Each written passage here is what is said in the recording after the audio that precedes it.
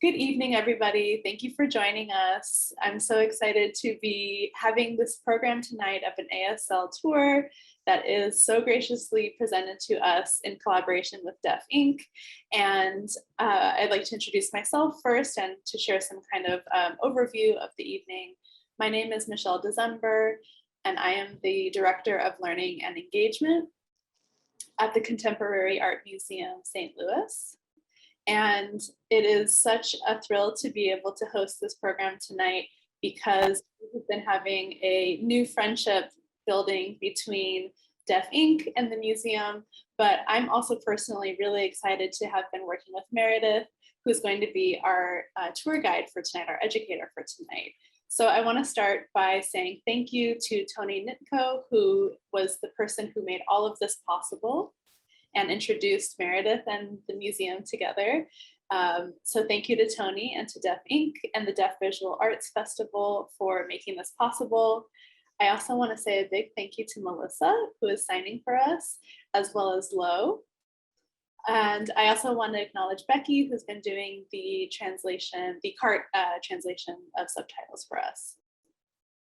So I'd like to start by now introducing Meridith Green, who is going to be leading this evening's programs. Meredith is a deaf and hard of hearing artist, interpreter, and educator. She is very well versed in all things creative, and it has been such a pleasure to get to know her and to work with her on presenting these exhibitions to you tonight. So without further ado, I pass it over. Normally I say to our guest, but I actually tonight pass it on to our host, Meredith, to start the program for us.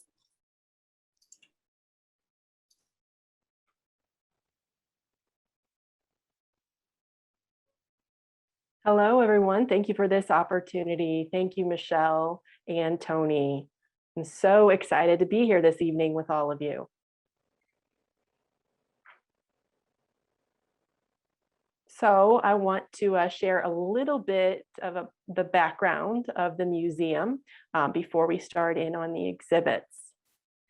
So this is the Contemporary Art Museum of St. Louis, and it was founded by a group of civic and cultural leaders in 1980.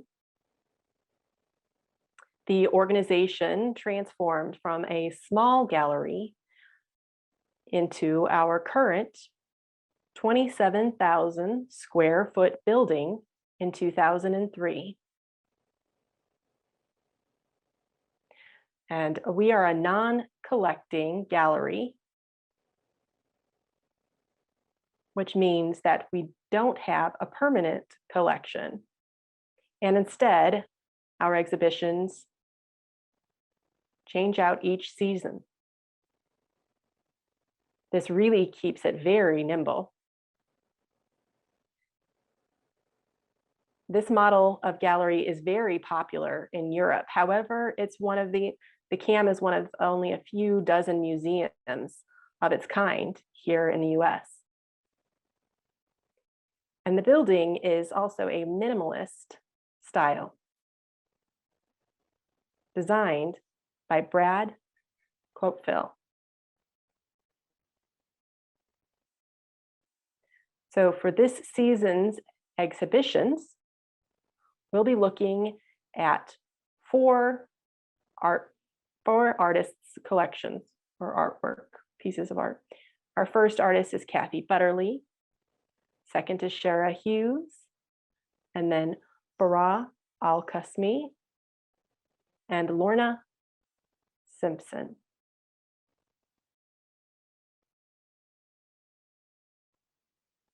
So all four of these artists masterfully manipulate formal qualities of art, including color, line, shape, texture, and composition.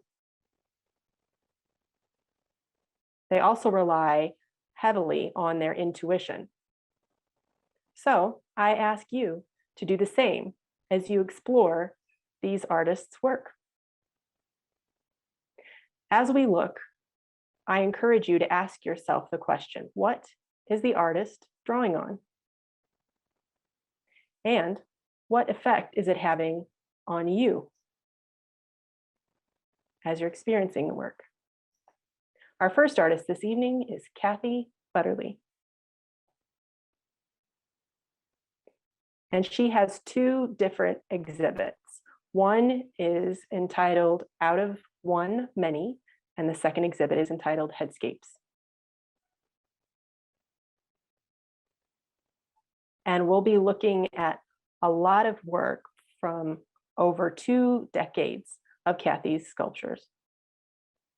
And this picture is actually in her studio, and it tells you a lot about her work.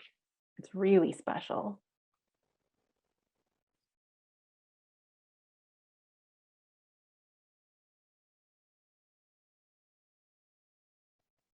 So actually, I'm curious, what is your favorite part about this piece before I start sharing my thoughts?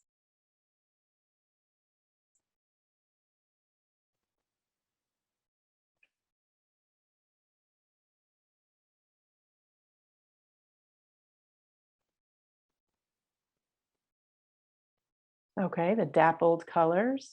All right, what else?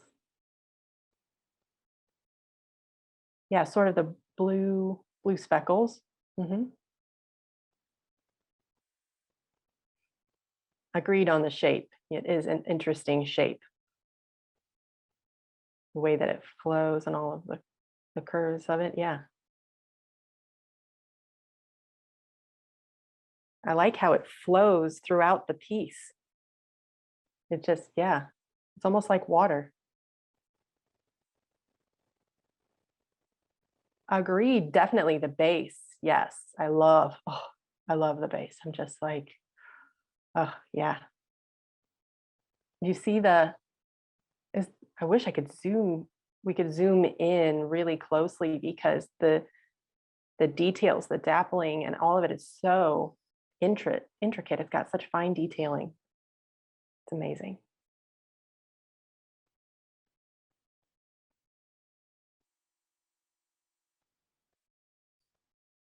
So again, this piece has its own personality. And the title of this piece gives us a bit of a clue about it.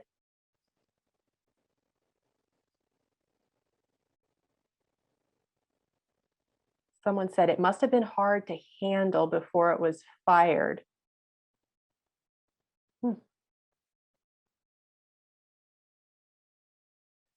So I don't know much about crafts, but yeah, and I mean, because imagine if it was wet it would be wet while you're working with it. I would be afraid it would collapse. And then the glaze makes it look like it's still wet now, but I mean, it's really, really dry, of course, before it's fired. But yeah.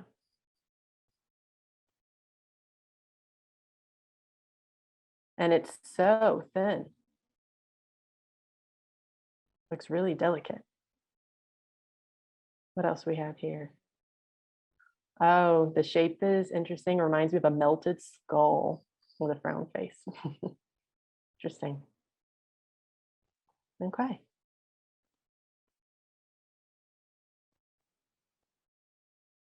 What else do I have to share? Oh, she actually created this work right after 9/11.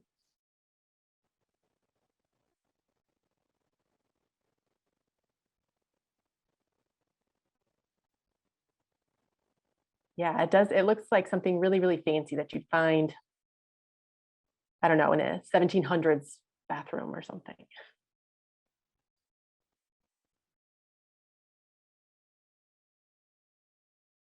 So again, she created this right after 9/11 happened. So it was 20 years ago now. And she was working with an opening, focusing on inside and outside, paying attention to both the inside and the outside. And it's sort of parallels or is comparable to today's pandemic, outside and inside, quarantine. I mean, that's what we're experiencing right now. That's our life.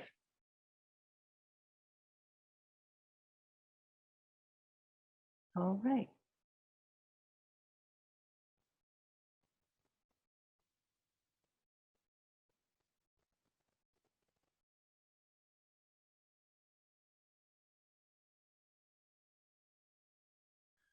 When I saw it in person, I was just looking at it from every angle, taking it all in, just studying the piece in its entirety.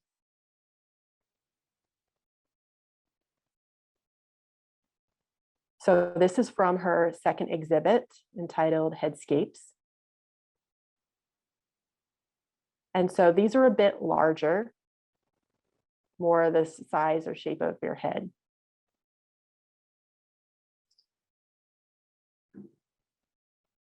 So instead of working with a cup form, like a pint cup in the last exhibit that you looked at, this is more like a fish bowl or a vase that she started with. And she even bought a vase from West Elm, well, borrowed that shape of the types of piece you would find.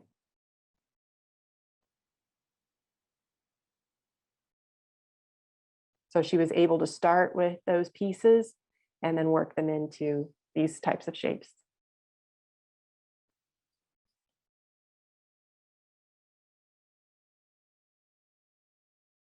So let's talk a little bit more about her process.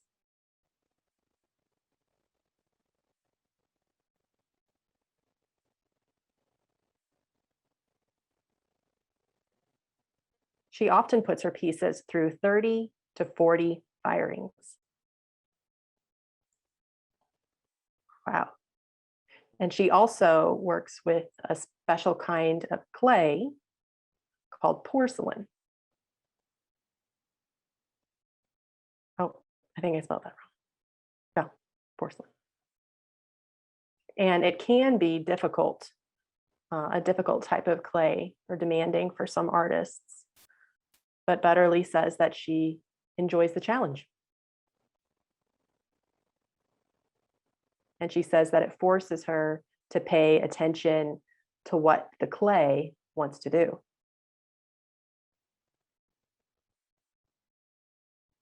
And her kiln is set to 2,200 degrees for her firings.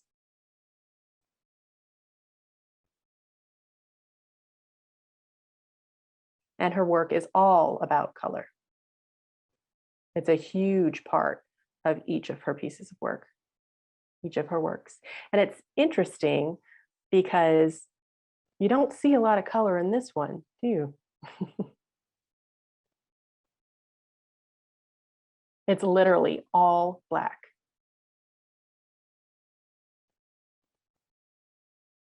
But it's interesting because she works with her pieces almost as a painter would.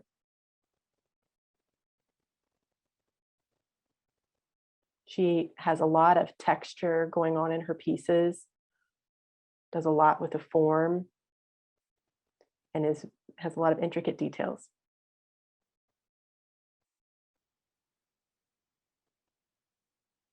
Even though this piece is entirely black now,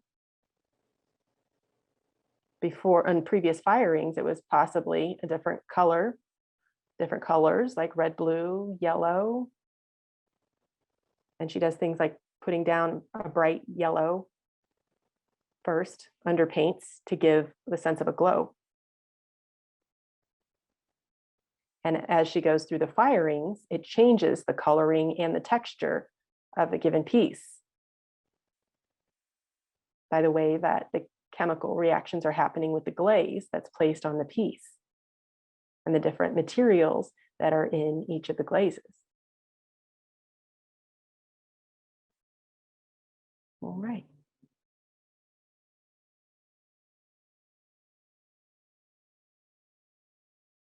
Another all black one. Notice I like black. This one has, let me see here, 4 colors in the name. Agreed, Anna. Yes, it is fantastic. They are fantastic. Mhm.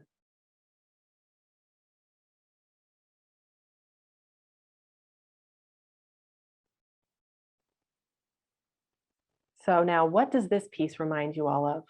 Let's see.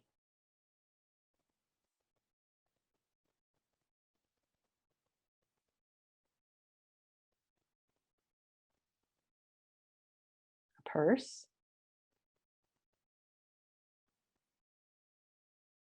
a chair, an office chair. That's interesting.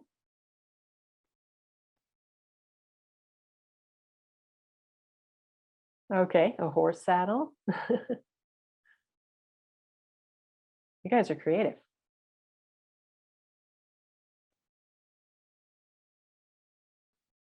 I see a heart, actually, a black heart. Mm.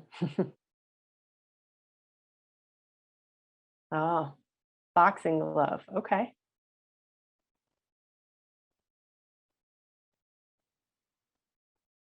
What do you think about the contrast between the upper body and the lower body?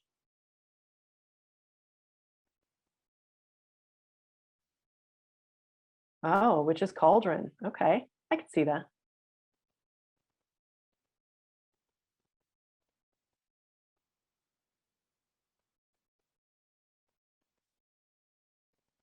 So what about the differences with the top and the bottom?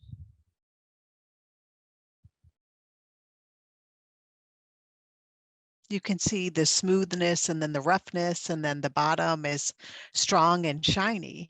So compare those two.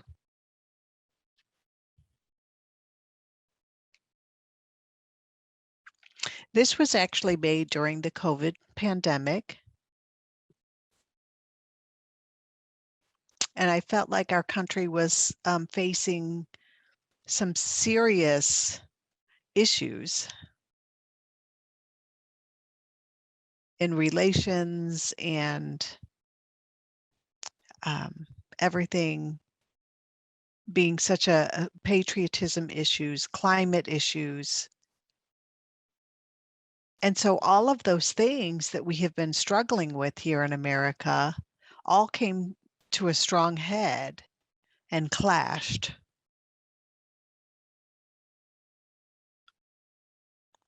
And so she was really suggesting sometimes it's hard for us to see. Originally, this piece was extremely colorful. And then after the firing happened, it became completely black. And that made Butterly really think about it. And she started to analyze, and currently in her life, what's happening. She started to try to figure out how things are happening. What are the nuances that she saw? And then reflecting and deciding to accept and deciding there's nothing wrong. There's nothing to be thrown away. It's just a time to focus on yourself, analyze what's happening, and what can it become. If something is completed, she said she knows she doesn't have to do anything more. It's completed. It's decorative. It's complete. It's enough.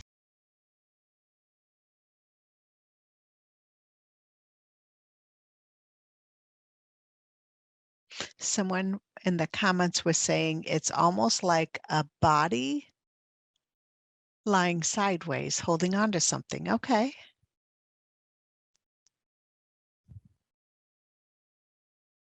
I wish I had a 3D model so I could actually turn it around and show you all the perspectives of the entire thing so you could see inside and everything.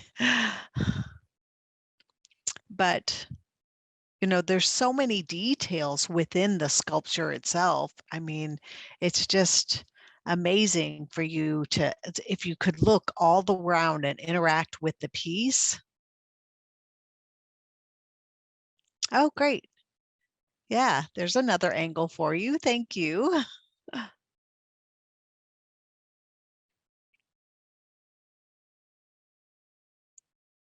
Yes, it definitely feels like the body, because of the shape and the rounding.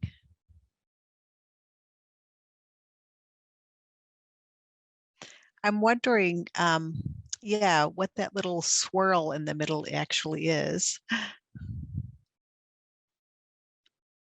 Oh, somebody asked how large it is. 9.5 inches tall and 6 3/4 wide, approximately. Yeah. There's measurements on the bottom of the slides. I don't know if you could read those numbers, but the first one is probably for the height. And then the width.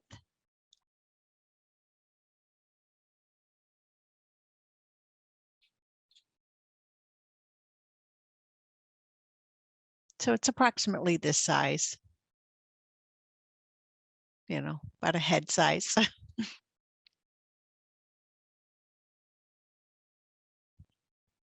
Okay.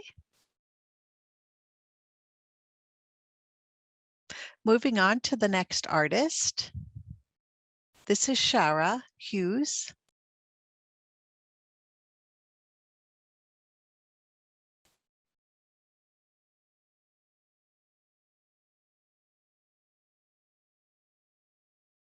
And she had 40 pieces of work on exhibit in the gallery. And it's 15 years worth of work. So you will see a lot of transitions throughout the styles, the materials that she used during those 15 years. In her earlier work, she became recognized.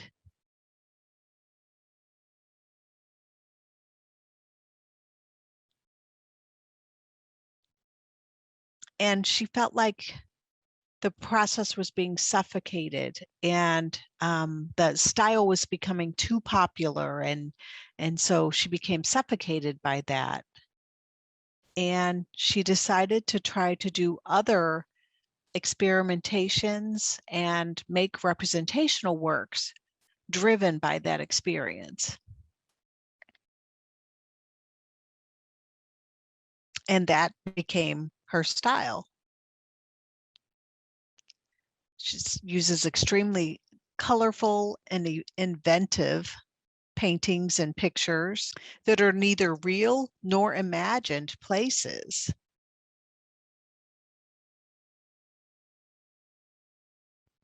So as we start looking at her different pieces, her body of work, we start to understand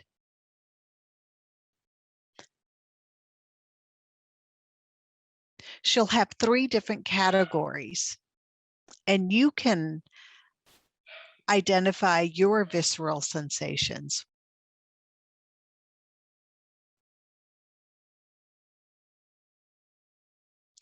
Now, this painting is called a Peep Show.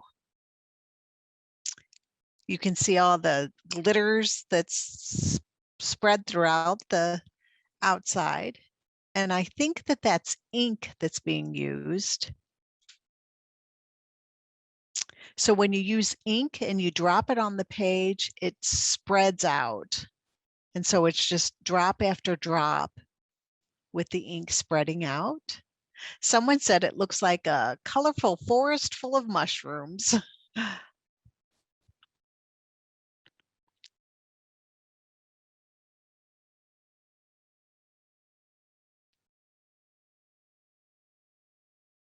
A weeping willow, you know, those trees like a weeping willow tree.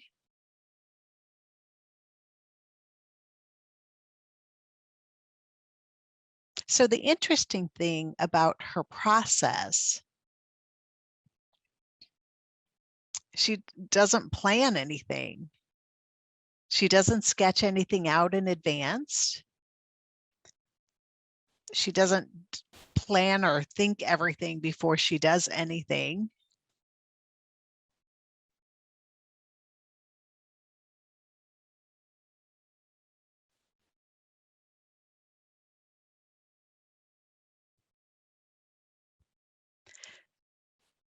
So she doesn't work with anything. She doesn't decide what size it's going to be. She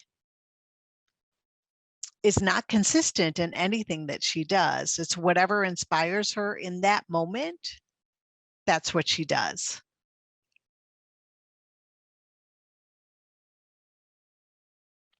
This painting is from her landscapes.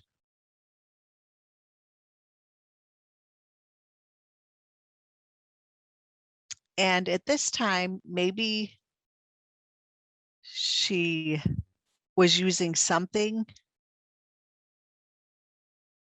maybe on the ground and just dropped it on the ground where the canvas was on the ground and used different dyes.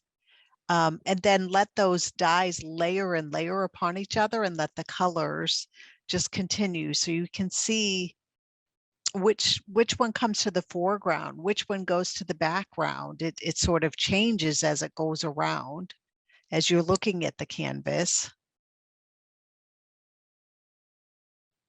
And at first you might have seen mushrooms, but if you continue to look at it, other shapes might come out for you.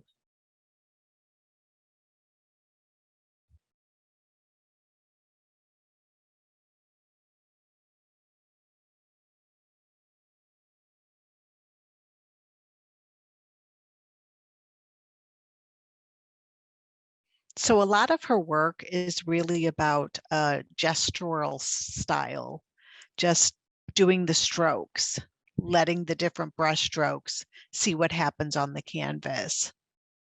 And if you look at the canvas, you can imagine how her body moved as she created that and applied the paint.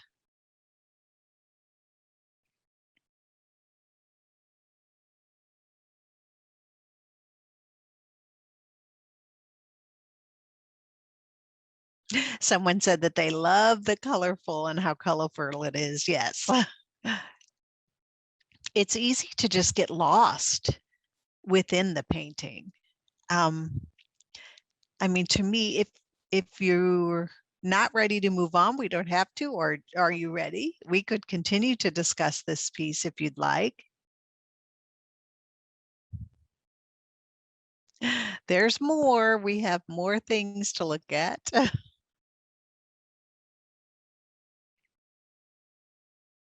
Okay.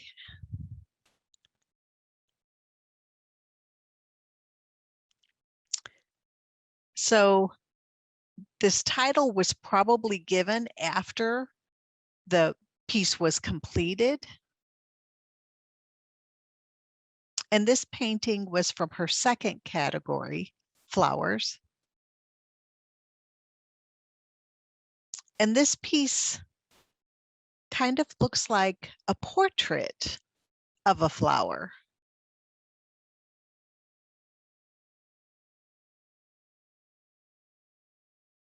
And again, just like Kathy used her personality and came into the artwork, this also works for Shara. So the portrait of a flower with its own character, with its own personality.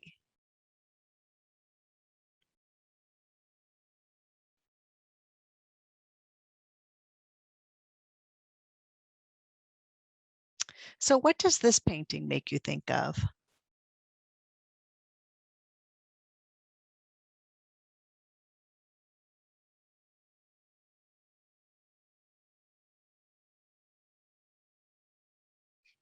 Yes, somebody said it makes them feel like a tiny person walking through the grass and looking up at the flowers. Something from another planet, maybe an alien life form. Sure.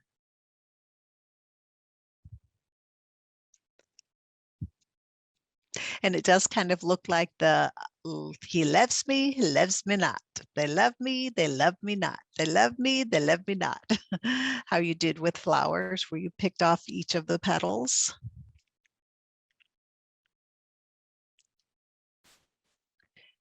So it does give you a little bit of tension. And because they love me, no, they don't. Yes, they do. No, they don't. So kind of pulls you both ways.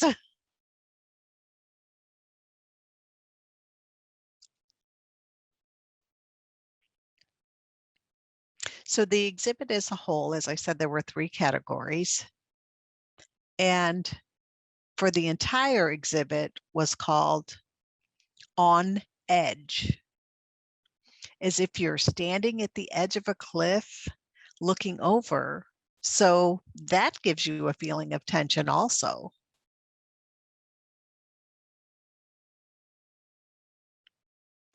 So I like, and I'm sure you will like, how it gives you an opportunity to use your own creation, like a rainbow envision. Your own imagination can be used. You could create whatever story you wanted that you think is happening within the picture.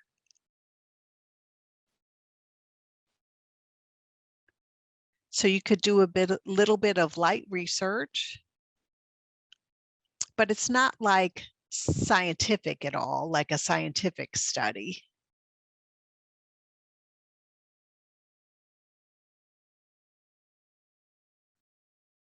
So what do you think Shara borrowed from in creating some of her pieces?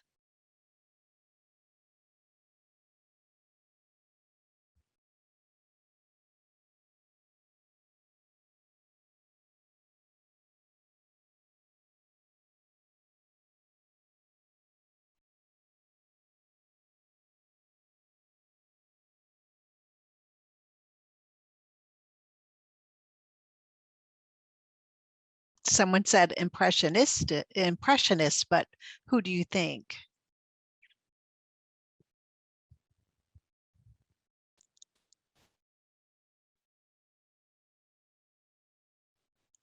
So sometimes it looks like, I look at her work and I think that she might have been inspired by Gauguin because of the use of some of the colors. And really in the way that her form is used, the flow of the piece, and her composition and the feeling, including the leaves and the flowers. Someone said they love it. I love it too.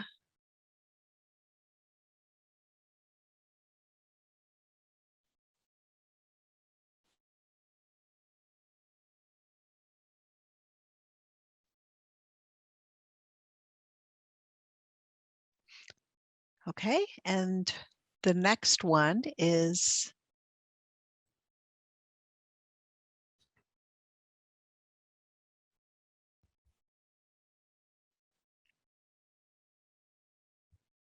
it's very bold colors. Yes, somebody said that. Yes, it is very dark.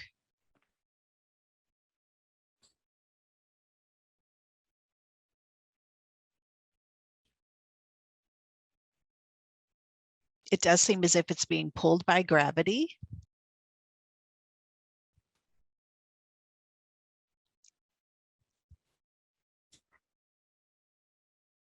It does have an O'Keeffe vibe to it for sure. Yes, agreed. Death, perhaps? Decay?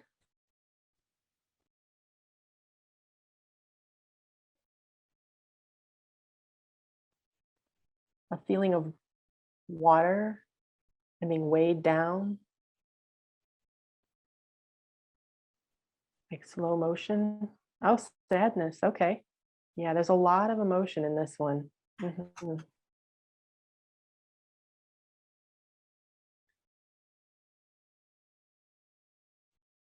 Someone said like birth.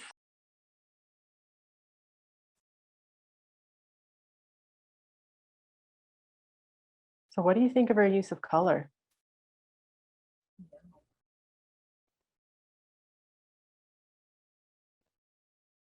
Fabulous. Okay, agreed.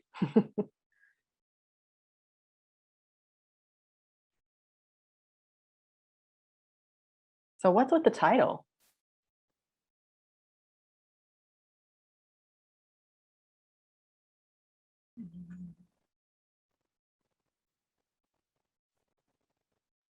It's really intense. Agreed. Yeah.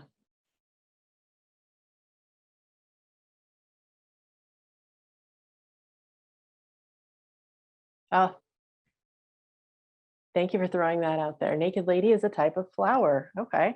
Does it look similar to this piece, or does that flower look different than this piece? Flower called Naked Lady.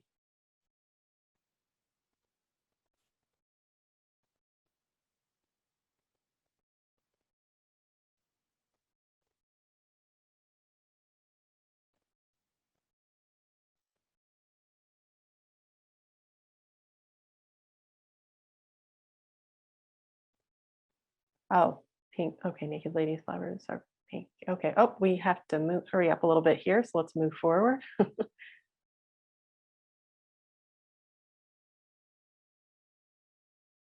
Ah, so bright. So this one is titled Big Light, as you can see.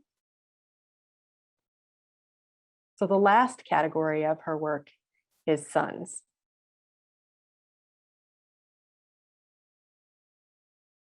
And this last category is her more recent work, and she continues to work in this style.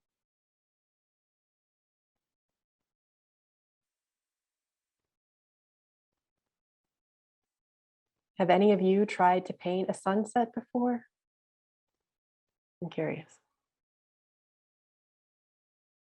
If so, have you noticed with blue and yellow, sometimes you can come up with a bit of a green color with the use of those two? And if you look at a real sunset, sometimes you will see a bit of a light green. It's strange, or I do anyway.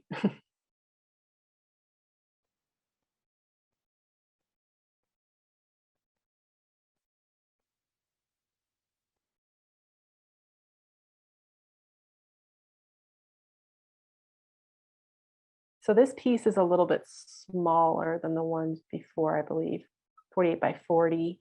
So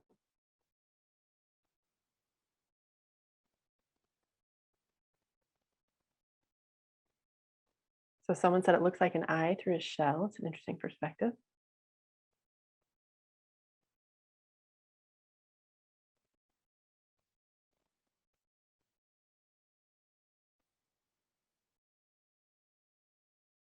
Okay, we're almost at the last one.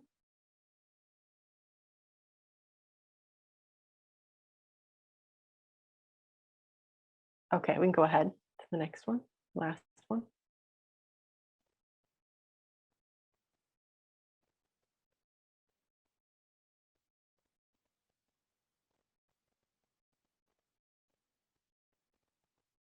This one is called No One Way 2. So this is actually not a painting. This is a print, this piece.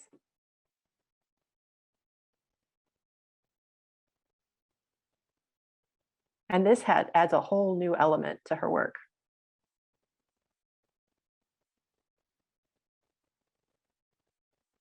And it's important to say that there's no sketches for her painting, which presents a challenge. You have to move quickly when you're working in ink like this.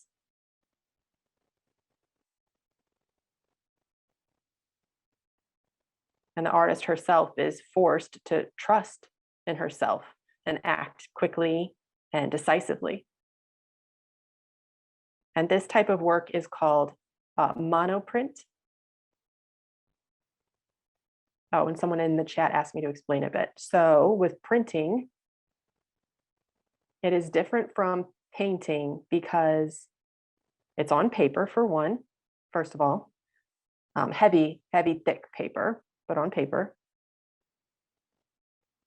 And then they will use either water-based ink or oil-based ink. And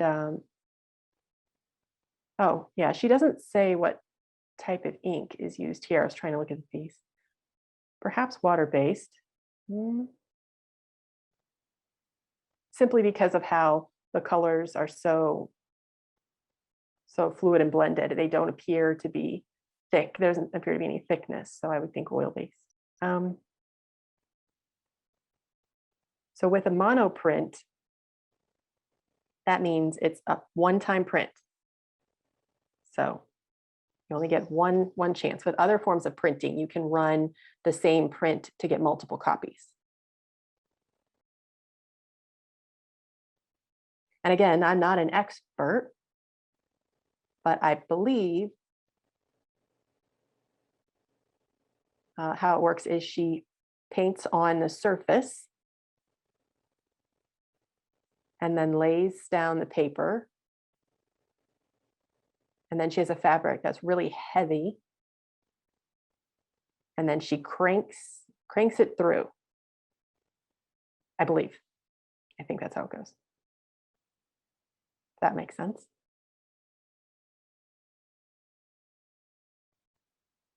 So it's a really cool process. And if any of you have the opportunity to take a printmaking class, it's really cool. It's just, I don't know, it's really different from painting. And if you learn how to make your surface drawing, then you're able to make a bunch of copies of the same print once you create it. So, and then you could keep the original.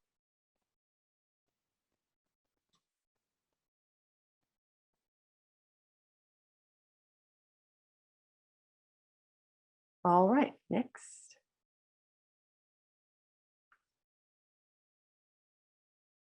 So the next artist is Farah Alcosmi.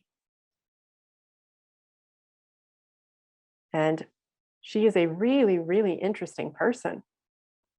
She is from the UAE, United Arab Emirates. And then she moved to the US, I believe to New York. And she lives there currently. And her father is from the UAE. And then her mother is Lebanese, from Lebanon. And her mother's family immigrated to the US back in the 1950s. And that made her really interested in culture and the hybridity and blurred lines between different cultures. So we're going to look at one big work from her, and I'm talking big. All right. So you can see it's massive. It is a wall. And it is actually, well, it's called an installation.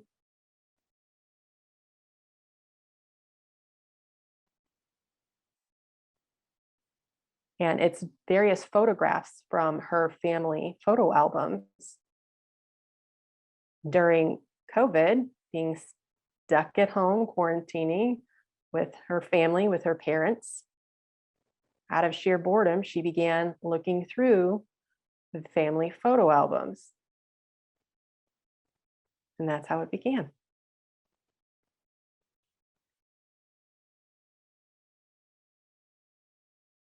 And as a whole, this artwork is sort of tricking your eye. It's trompe-l'oeil. Oh, that's a good question. Let me see here. I'm not sure. I want to say it's around 30 to 40 feet. Michelle, if you might be able to share in the chat the actual size. Am I right?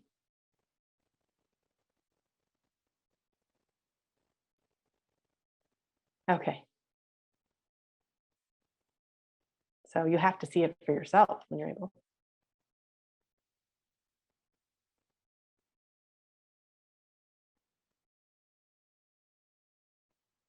So through this work, she wanted to honor her grandmother's memory. And she created this collage in her studio and then photographed it and then sent it to the museum for them to do the installation.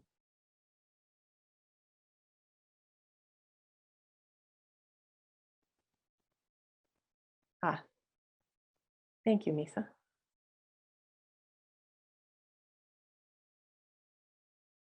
So I'm going to give you a little bit of background as to how she started this. So she took pictures of pictures. So she was going through her family photo albums and taking pictures of the photos that she wanted to use. And she noticed similarities in colors. She got some photos from 50s, 60s, 70s, and noticed the style of the different periods, like, for example, the 80s and the 90s. And she found pictures from her childhood home in the UAE. And if we were able to zoom in on some of the smaller pictures, then we can see some of the detail in the installation.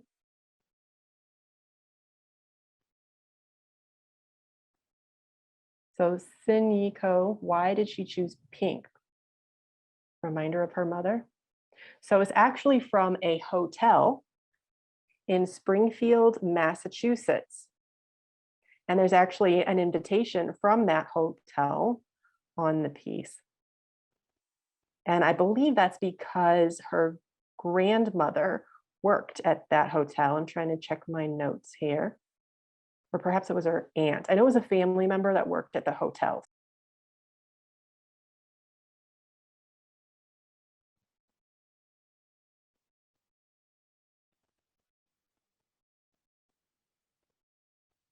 And so this really calls attention to what immigrants were facing in the United States way back when coming to this country. Her grandmother might not have been approached with a lot of respect while working at this hotel.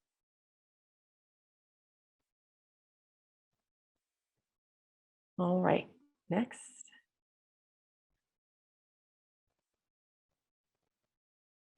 I love this couch.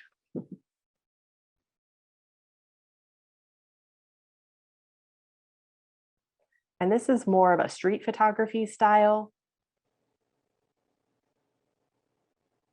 So this was actually taken in the UAE on a goat farm.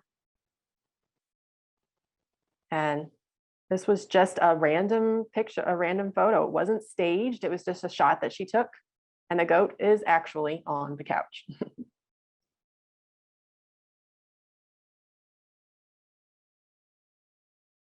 And then there in the background, you can see the pink star. And that's actually the wallpaper that was in her childhood room.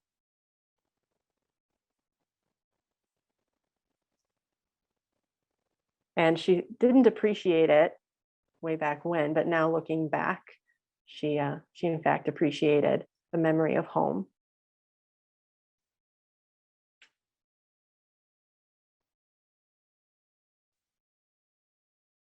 You can go to the next one.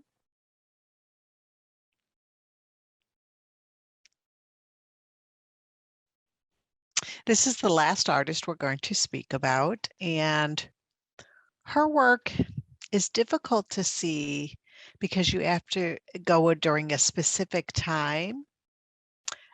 Right at sunset, dusk, that's the best way to see it. If you approach then, they have the lighting that happens outside of the building.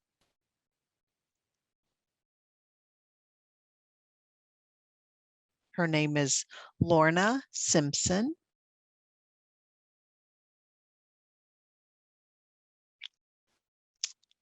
and she was recognized in the 1980s.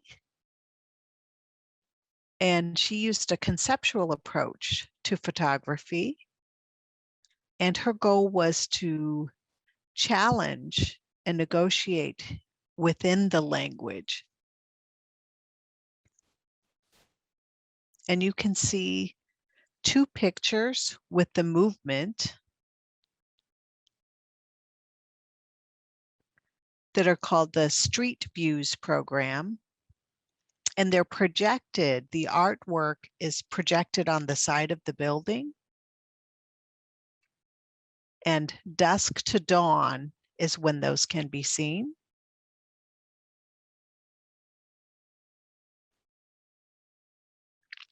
So it's like a collage in the way she takes pictures of people from magazines, such as Ebony and Jet. And then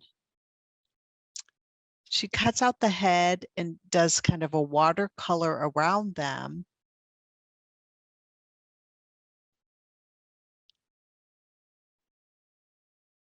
And uses the animation to make it become a GIF.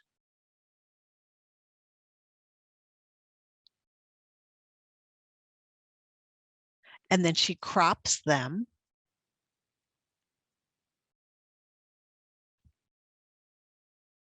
Okay, let's look at some of her things.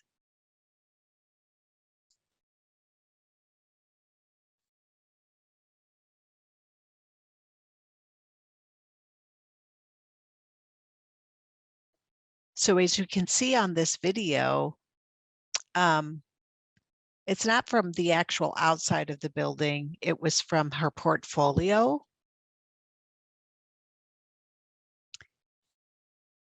And she talks about making a very strong statement about how Black bodies tend to be cropped and shaped and changed and transitioned to try to be controlled. So she's trying to show the motion, the movement. You can see from the power of the people to show the possibilities that anything is possible.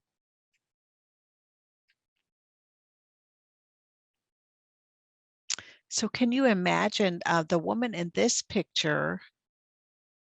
Her hair would have looked different than what it actually looks like in the magazine. You know, they crop it, they force it to be less, not to be Afrocentric.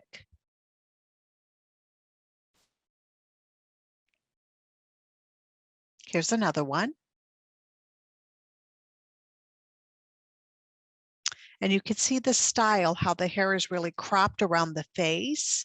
So it was a very close shaved hair, sculpted on the head. And then she adds the color so that it can become what the hair would really look like.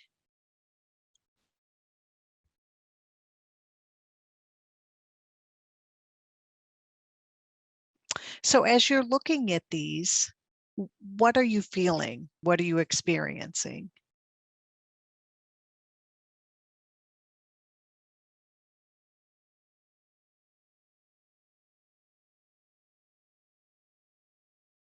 Being empowered. Ooh, someone said they feel the fire inside. It looks like the fire is coming out.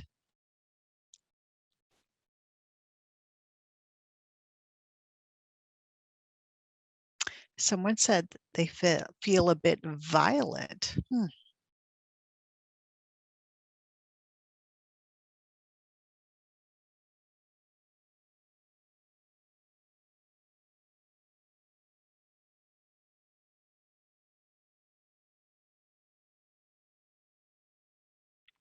Any last comments anyone want to throw out?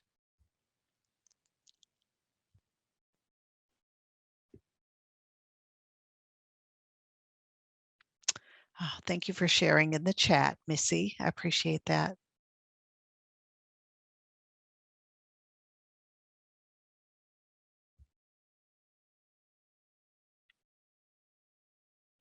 Yeah, it's kind of reality and possibilities.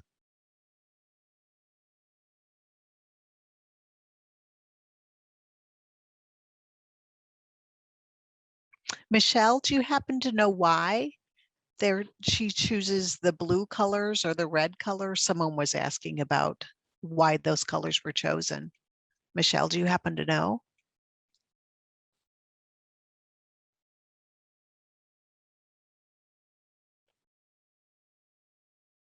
Okay, so she does use a variety of colors.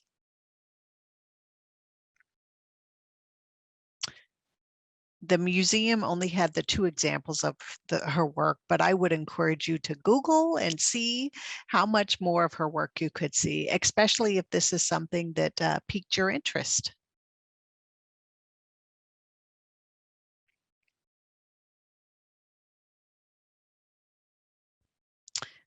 With that, I would like to go ahead and open it up. Is there anything else anyone would like to discuss?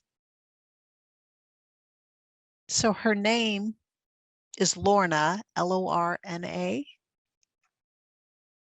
Simpson, Simpson. I'm sorry, I wish we had more time to really delve into this a lot more. Oh, there you go. There's the name on the slide for you.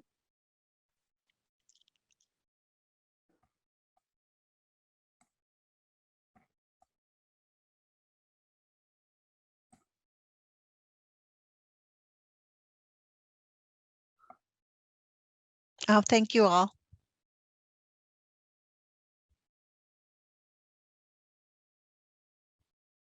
Oh, I can see people's faces. Hello.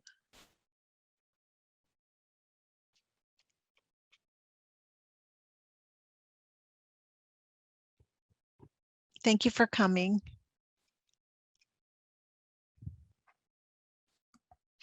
Tony, did you want to add any closing remarks? Yeah, This is I'd just Tony. like to thank everyone for coming out and attending our ASL tour of the Contemporary Art Museum of St. Louis. I've always wanted to have a direct ASL one-on-one tour experience of the different museums out there. And so I really appreciate the Contemporary Art Museum collaborating with Deaf Inc. to make this program possible for the Deaf Visual Arts Festival we have going on. As you may be aware, this program is part of the Deaf Visual Arts Festival. And this is a month-long festival. Started September 1st and runs through September 30th. And we actually still have a few more workshops coming up. We have one this Thursday. We have deaf Native American or deaf Indigenous artists giving a talk. I really encourage everyone to participate. It's fascinating to see a very small group of artists from a specific group, especially Indigenous Americans. So I really want to thank them for making the programming this Thursday possible. You're able to check out our website if you're interested in attending more events for the festival, the other workshops and presentations we've got coming up. We also have a Deaf Film Festival as part of the Deaf Visual Arts Festival. We have 25 films in the festival, 25 different films produced or including American Sign Language.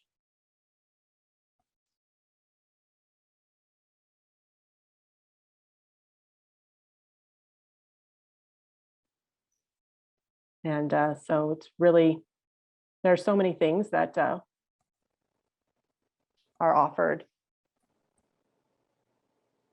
within this festival. And we have about 30 vendors and booths available virtually on our website. So there are 30 different deaf artists showing their works online. Please feel free to take advantage of these virtual exhibits as part of our festival. And before I move on any further, I would really like to thank Meredith for hosting or being our guide on the tour this evening. This is her second ASL tour she has given. So she did a wonderful job. And I want to see more from Thank you in you. the future, Meredith.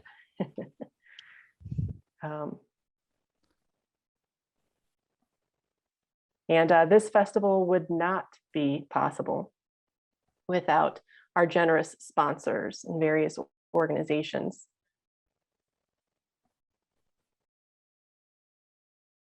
Our top sponsors are Deaf Inc., RIT, and NTID, Rochester Institute of Technology, and the National Technical Institute for the Deaf. And we also have the Missouri Art Council. Moving right along, we have the Missouri Commission for the Deaf and Hard of Hearing. And those are our top sponsors for the Deaf Visual Arts Festival. We also have a few other sponsorships from various organizations as well, including the Mildred Lane Kemper Art Museum. That's under Washington University, part of Washington University, and Contemporary Art Museum, CAM, we're partnering with tonight. Gallaudet University as well. CSD, Communication Services for the Deaf. And we also were sponsored by Sorensen and Convo Relay. So I would like to, again, thank all of those organizations for their sponsorships. Yes, thank you. And is there anything more from Meredith? Anything else you would like to add? This was a good experience. I've really enjoyed it. I just appreciate all of the input that everyone gave. It's very inspiring to be able to collaborate like this. Wonderful. Michelle Desember? Had a difficult time getting your last name out there. Anything you would like to add? Just a very big thank you for being here tonight, everybody.